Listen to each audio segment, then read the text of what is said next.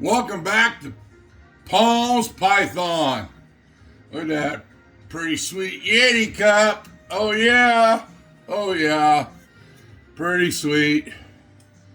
Pretty sweet.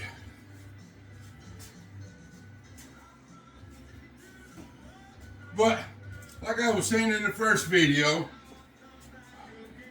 you always got to start somewhere when you're doing your breeding. You got to find out what colors, so to speak, that makes you happy. You know, what colors you like, not so much the customers. If you're not happy with the product you're making, a lot of people, you know, it doesn't matter. That's another one of my Goldie colors. You really can't see it too much in the way I've got my lights right now, but she's gonna be another looker. Come on, baby girl. That's gotta clean your tub. But yeah,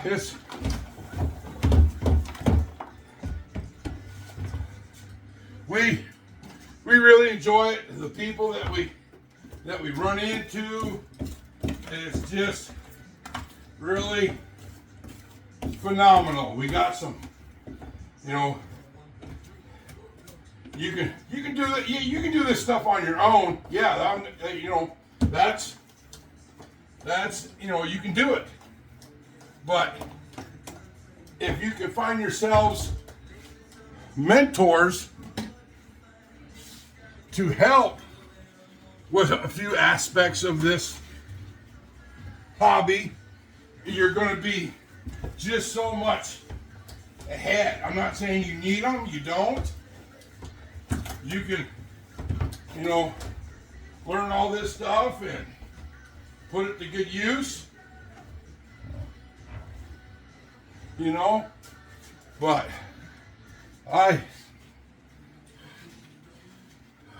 you know, I'm happy where we're at, how we're doing things.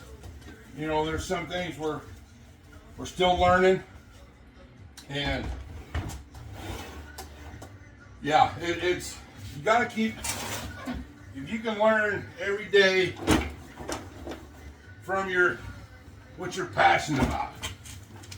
I've got two sons that I tell them all the time, it's never too late to start chasing your dreams.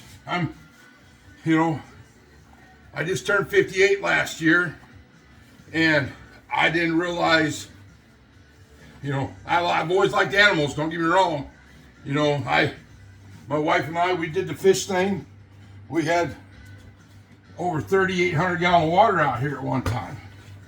But to make any type of money out of it, to pay the bills, yeah, we were making money, but we was just we were making enough to pay the light bills, pay for the fish food, and pay for maintenance.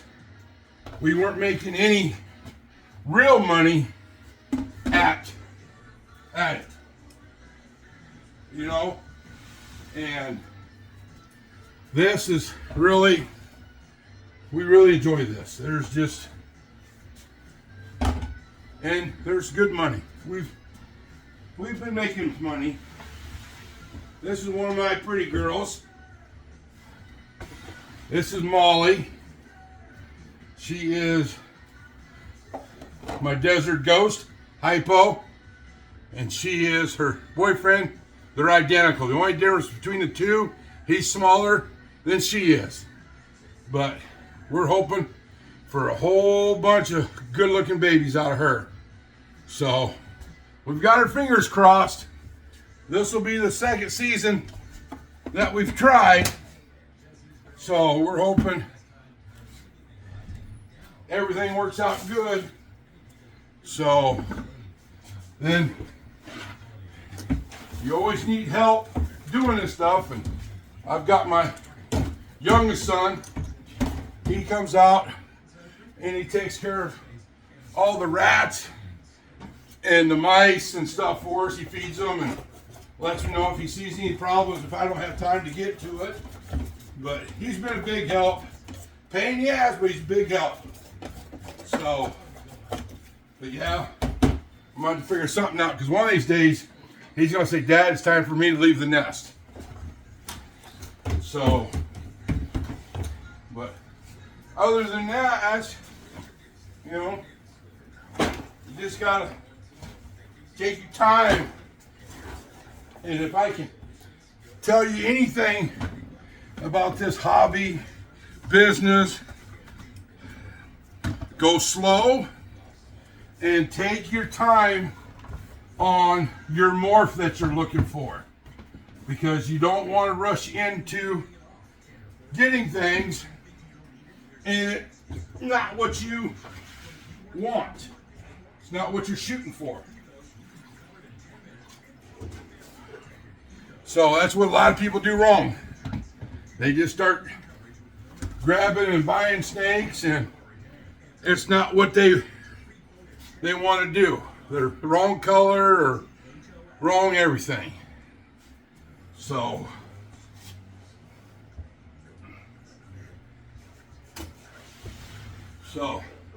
don't get me wrong, people. We're still learning everything and making slow strides forward and trying to learn. But it's tough at times because you want to make sure you get the right snake for the right everything. And this is one of my biggest females. She's over 6 foot and over 3,000 grams.